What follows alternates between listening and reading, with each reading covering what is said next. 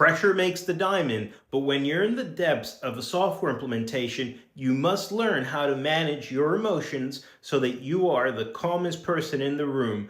I'm going to tell you guys a little story. I was a program manager working on an 8-figure project for my budget. Overall, it was over $100 million project. And in the depths of testing, we get brought in because a particular feature was absolutely failing. And I sat in the meeting with a lot of project executives and I listened to what the issues were. I had my solution architect with me. We had actually already found out about the issue and we had talked about it on the way to this escalation meeting. And after about 15 minutes of talking about the issue, talking about how many users were affected, because they had over 100 people testing the solution, I said, okay, guys, are we done? And the response that I got was, hey, it doesn't seem like you really understand what's going on here, do you? And my response in a very cool, collected manner was, there's no benefit in us continuing to talk about something that is such an impact. If you want to be done, let's wrap this up so I can actually fix the solution. Something along those lines.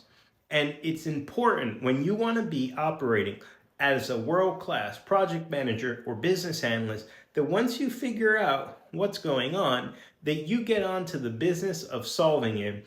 A lot of people, they just want to air out their feelings. They want to talk about the same thing over and over and over because they do not understand how to emotionally regulate themselves or even govern their thoughts. So these people who masquerade as professionals, they're actually not professionals at all. They are children having tantrums.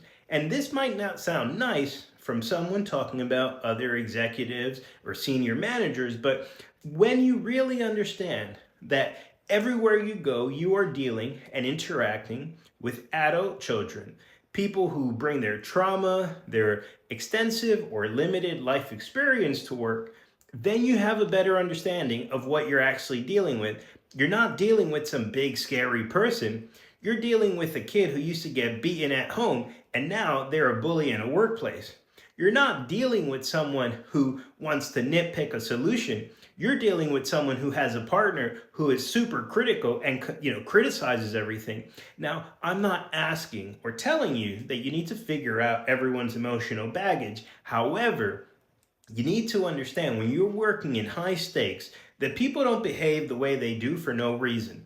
And the quicker you figure out what it is or why a person behaves the way that they do, the easier it is for you to manage them. So if you want to be a world-class project manager or business analyst, you better figure out what I just said. Good luck.